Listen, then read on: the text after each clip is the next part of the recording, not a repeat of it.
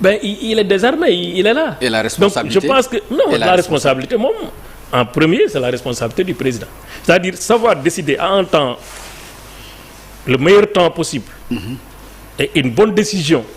kooku moom leader lañu koy reprocher. Et je pense que effectivement yéex a tànn ku koy remplacer loolu bokk na ci li indi ay problème comme mënoon na teel a tànn aussi mu indi problème mais je pense que le moindre mal c'était teel a tànn ki nga xam ne moom mooy taxaw. D'accord. bu ko defee carte gi leer.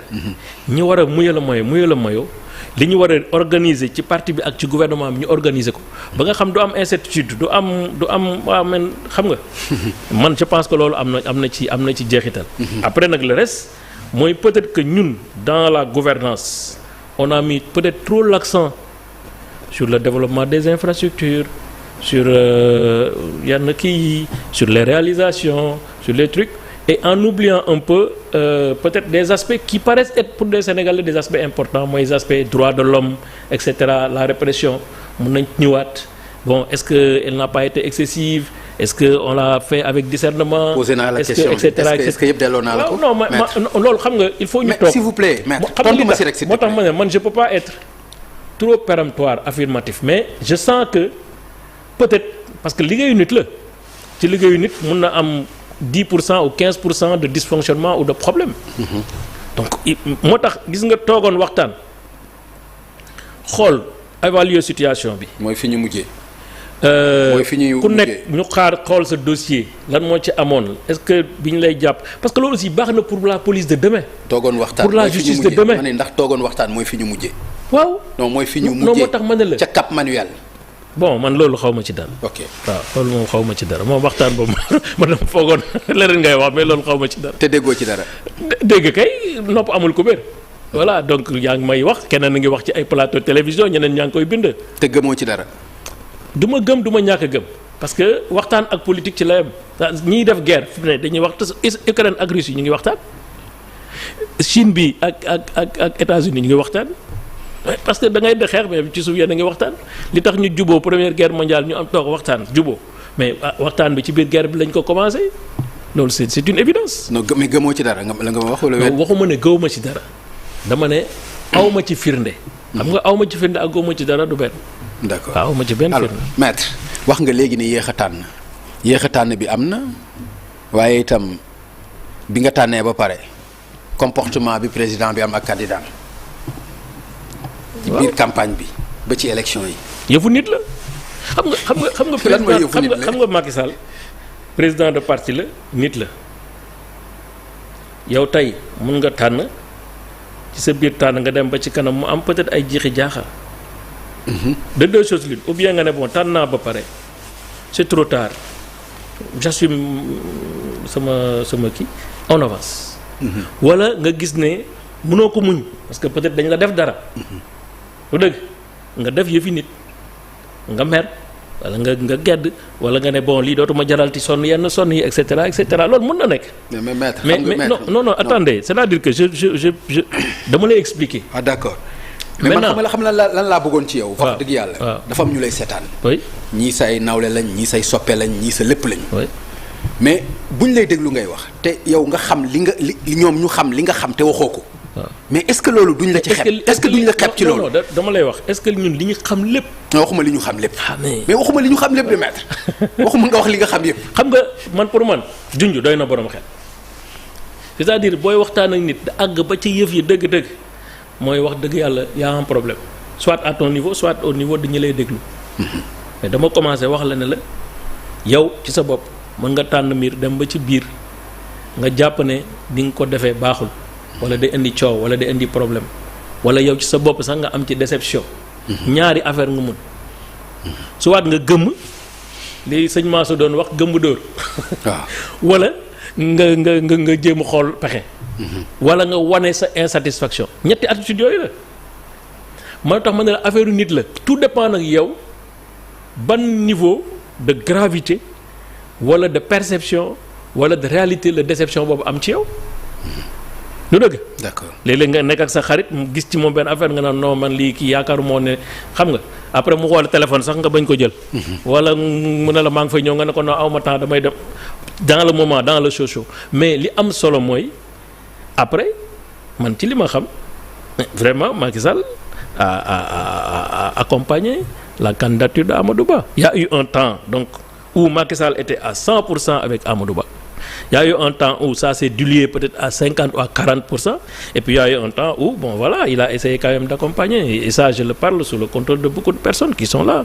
Télévision là, mais la dernière semaine de campagne, Macky Sall s'est impliqué pour faire la campagne et pour appeler le moment.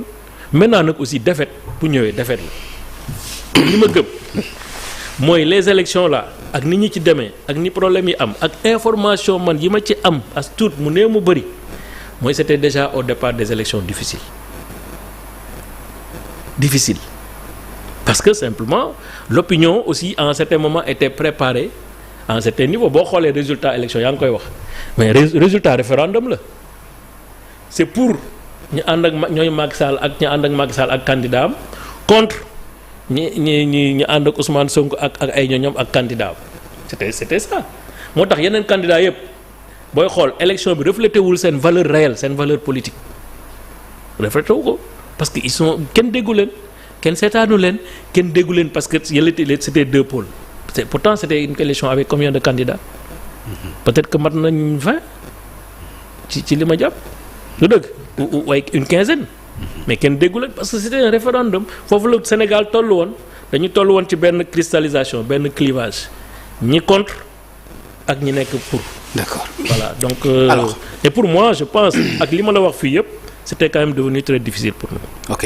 Alors après il y a eu d'autres actes qui ont aggravé. Par exemple la tentative de l'Assemblée nationale de reporter l'élection peut-être que am na impact sur une certaine opinion. Tu sais Sénégal il y a une opinion Assemblée nationale bi nga ko bëgg a jiiñ.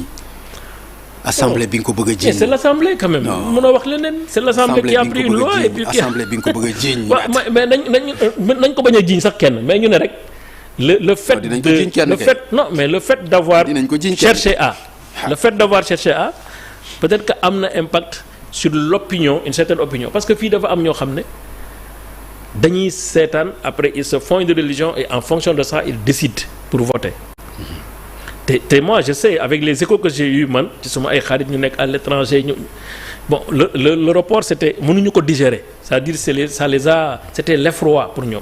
loolu mun na am aussi beneen jeexital ci suite élection yi. D'accord alors perte ngeen élection yi loolu dinaa ci ñëw conséquences yi daanaka yu ci bari yéen a ngi koy dund loolu dinaa ci ñëw mais bala ma ciy ñëw dama bëgg a xam par exemple temps yële gis nañu benn lettre muy annoncé retrait wu président Macky Sall.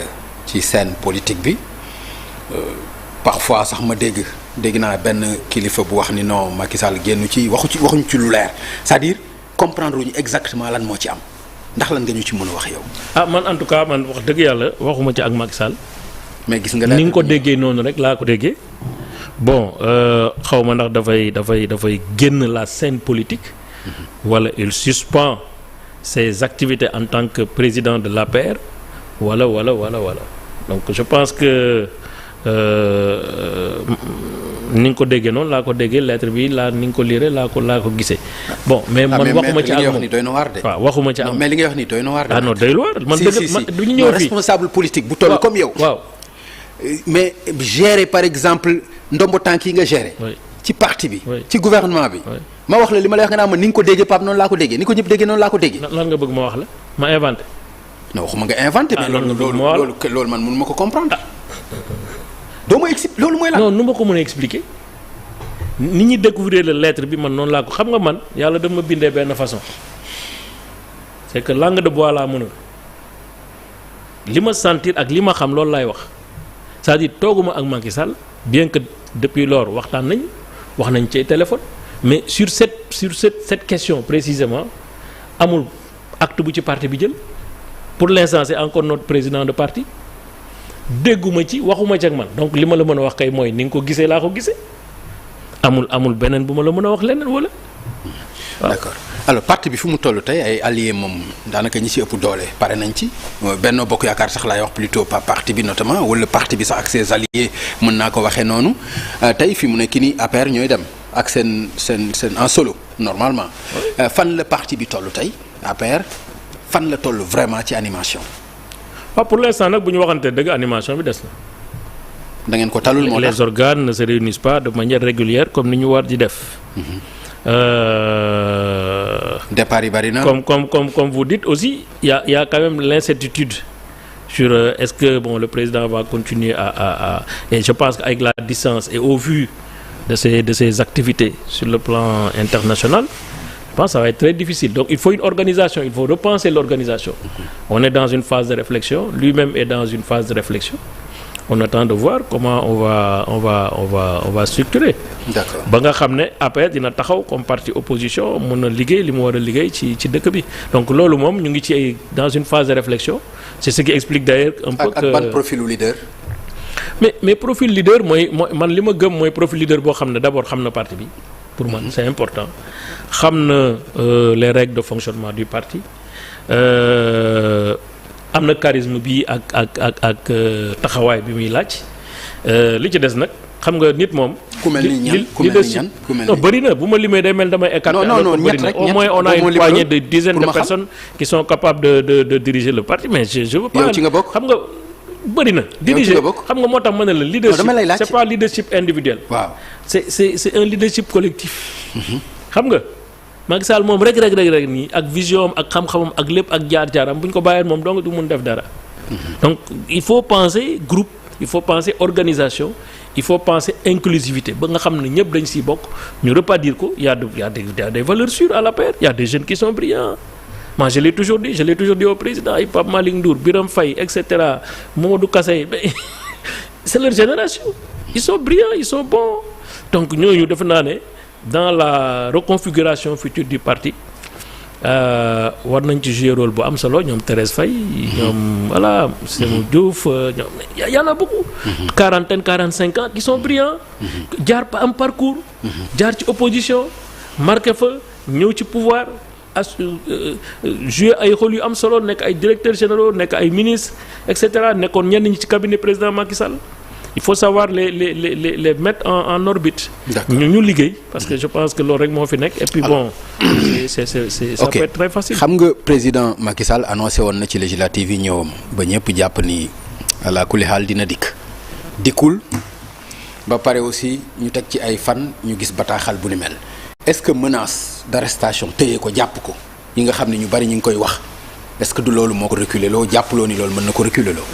mën na ko delloo ginnaaw non c'est méconnaître président Macky Sall nag Macky Sall nit ko am jàmm la ku dal la mais aussi duñu ko bousculer c'est-à-dire que menace moom mënul tax muy yoxi wala muy non loolu suy am décision la boo xam ne il va pouvoir objectivement le justifier donc lié à l'activité politique wala à des menaces waaw xam nga jàpp ancien président de la République ñu bari ñu ngi koy wax nag c'est dans l'air du temps mais yombul bon d'abord parce que il faut pour nga jàpp ko constitution li mu wax mooy haute trahison il faut vraiment mettre du contenu après c'est pas facile waaw man du ma ko ñaanal Macky Sall mais du ma ko digal sax ñi nga xam ne ñoo nekk ci nguur gi parce que li muy indi ci coow mais Karim Wade n'était pas président de la République.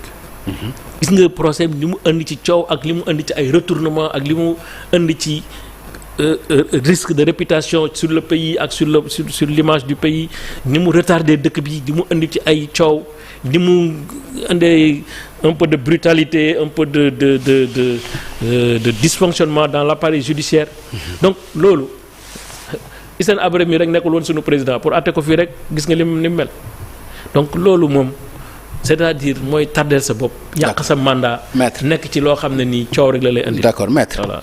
li premier ministre Ousmane Sonko wax ci falsification chiffres yi concernant l'économie sénégalaise est-ce que loolu rek doyul ci haute trahison su fekkente ne lu avéré la maanaam lu am la par exemple alors maintenant maanaam nga ngànk réew mi ñu dénk la ko nga nekk président de la république nga tànn say ministre des finances tànn sa premier ministre yi ak say collaborateurs ngeen daje jël ay chiffres yu bon jox ko ñi nga xam ni ñoom ñooy partenaires yi ñu sukkandiku ci loolu ba indi fi ay bor yoo xam ni bor yu dul jeex la ak yeneen est-ce que loolu doyul ci topp ko ci haute trahison.